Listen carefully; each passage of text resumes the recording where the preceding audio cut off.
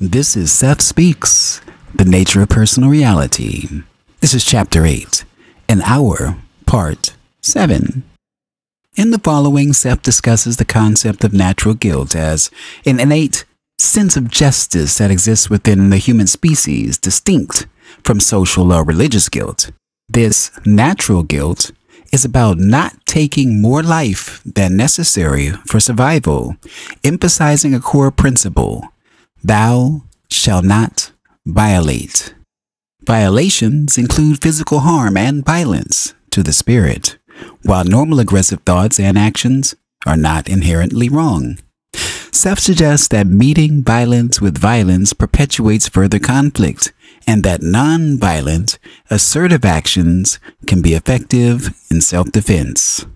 He compares the need for natural aggression to the body's healing process, warning against suppressing aggressive thoughts as it can lead to mental and emotional issues. With that, we'll start the reading now.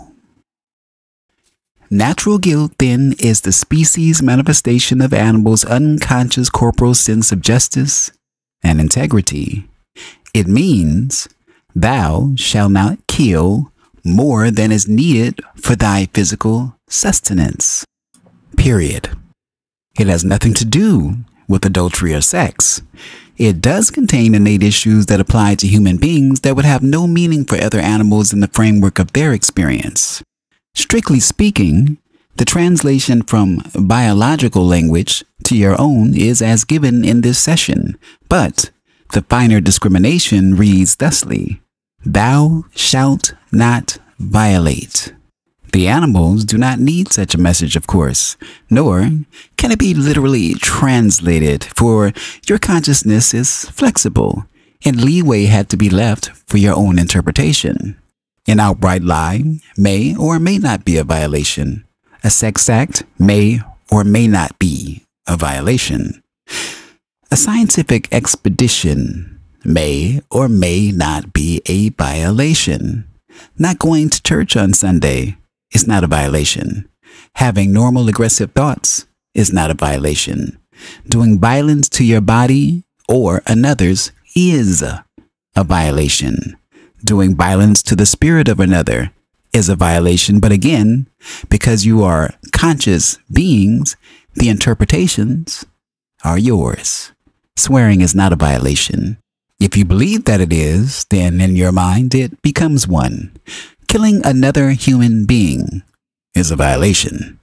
Killing while protecting your own body from death at the hands of another through immediate contact is a violation. Whether or not any justification seems apparent, the violation exists. Because you believe that physical self-defense is the only way to counter such a situation, then you will say, if I am attacked by another person, are you telling me that I cannot aggressively counter his obvious intent to destroy me? Not at all. You could counter such an attack in several ways that do not involve killing. You would not be in such a hypothetical situation to begin with unless violent thoughts of your own, faced or unfaced, had attracted you to it.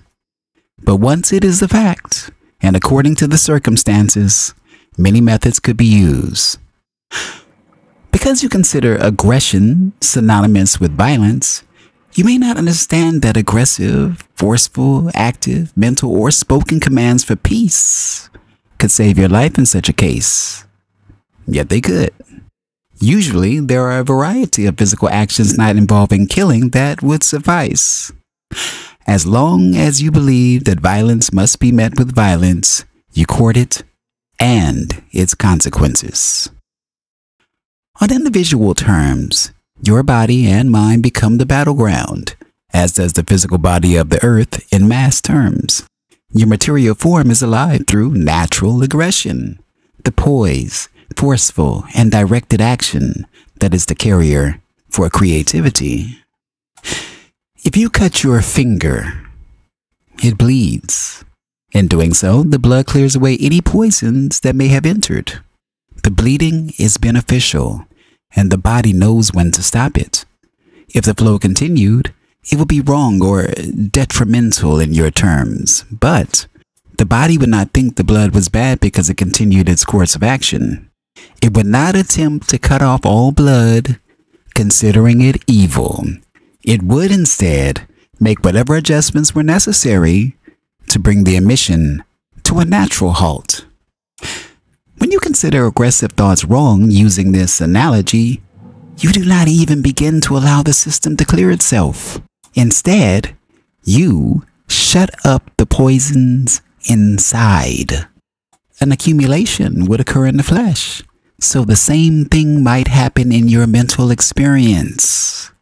Physically, you could end up with a very serious condition, and mentally and emotionally, such a clamping down on natural forces can result in diseased idea structures that are isolated from other more healthy concepts.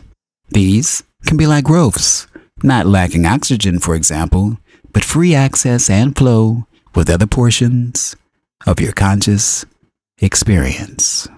That marks the end of Seth Speaks, The Nature of Personal Reality, Chapter 8, in our Part 7. What did you think about this particular passage? Please leave it in the comments below. Hit the like button, share with a friend, and of course, subscribe for more.